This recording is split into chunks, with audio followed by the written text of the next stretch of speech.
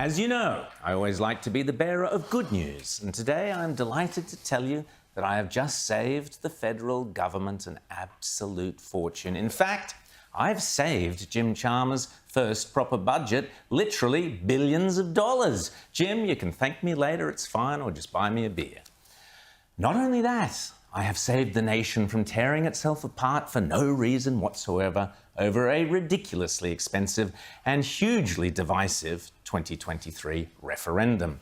You see, under my plan, tomorrow morning, Anthony Albanese and Linda Burney can stand at the top of the steps of Parliament House and proudly announce, "The good news, Australia, we don't need an Indigenous voice to Parliament because we already have one." Yes, folks, we already have the voice in all but name, and it's even got a funky cool video which I'll play you in a tick. It's called the National Indigenous Australians Agency, or NIAA. So what do the NIAA do exactly? Good question. Well, according to their website, their vision, which is a laudable one, is to ensure Aboriginal and Torres Strait Islanders are recognised and empowered and heard. By definition, someone can only be heard if they already have a voice. But it gets better. The NIAA's purpose, according to their own website, is to enable the self-determination of First Nations communities, which is pretty much exactly what the Uluru Statement from the Heart wants the voice to do. But more importantly, it says it right here. The NIAA works to ensure Indigenous Australians have a say in the decisions that affect them. Have a say? Hang on, let's just check my online thesaurus here, and holy moly, stone the crows. To have a say means exactly the same as to have a voice. This is incredible. We already have a powerful, purposeful, Indigenous Australian body that has a voice. And what do the NIA do with that voice? Well, quite a bit as it happens. Again, quoting their own words, with their, should I say their voice, they support the implementation of the National Agreement on Closing the Gap to ensure the First Nations peoples achieve life outcomes equal to all Australians. This is excellent, good stuff, great work. We need to close that gap. Glad they're onto it. Next, they improve economic opportunities and outcomes for First Nations peoples and businesses. Well, yes, let's give a big tick to that. That's a must-do, and funnily enough, it's exactly what both Jacinta Nampijinpa Price and Yungai Warren Mundine keep talking about. Then the NIA say that they insist in the maintenance of Indigenous cultural expression and conservation. Good, because that's important. We want to preserve Indigenous cultural expression, and obviously you can't do that without having a say, or should I say having a voice. So that's all tickety-boo, and the NIA are doing it. So let's move on. This NIA mob, they support the well-being of First Nations peoples through early childhood development, school attendance and attainment, and post-school pathways. Well, hello. Alice Springs, anyone? Yes, childhood development, education and employment opportunity are exactly what is needed and what the voice people keep telling us we need. No question. And finally, the NIA enhances regional governance and local decision-making. Brilliant. That pretty much ticks every single box that the voice people want the voice to do as well, almost word for word.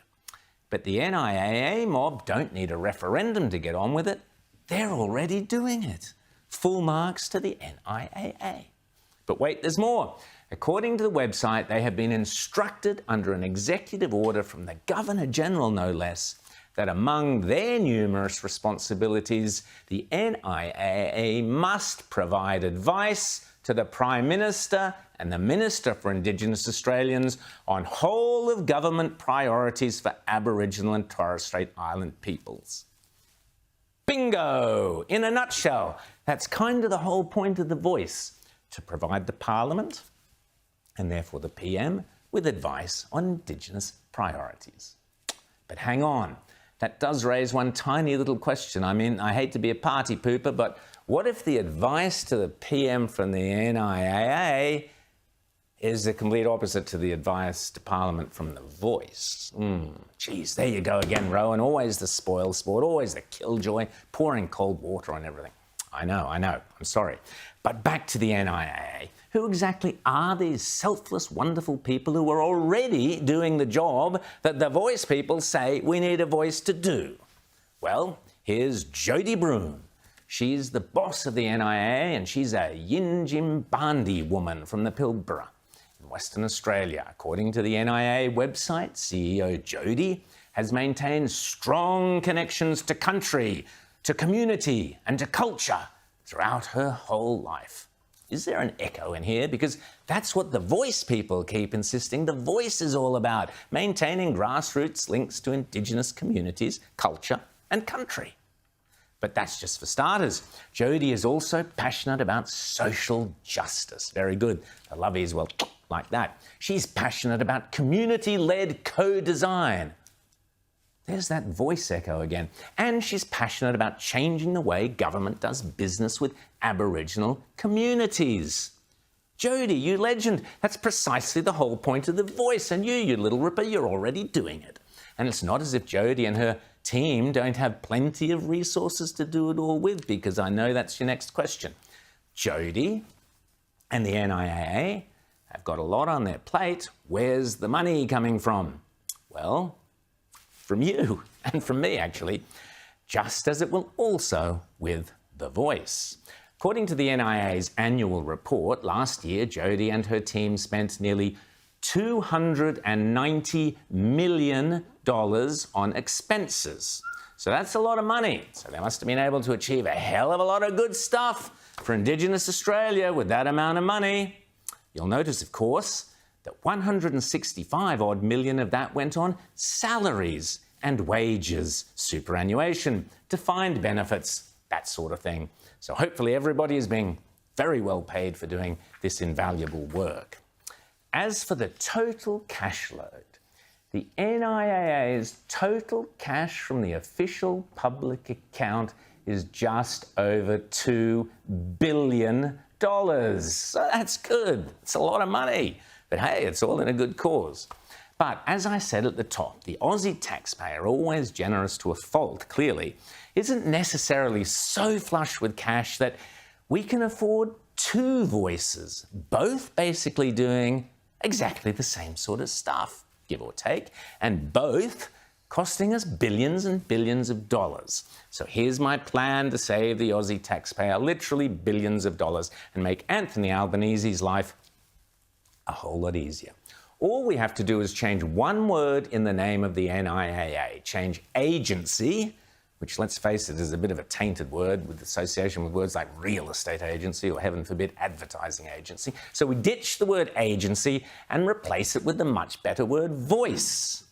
Voila! The NIAA becomes the NIAV, NIAV, the National Indigenous Australians' Voice. What could be better? And just watch this promo very carefully and you will see that the National Indigenous Australian Agency, which can be The Voice tomorrow, is already doing everything, yes, everything, with billions of dollars that those voice aficionados tell us only The Voice can do.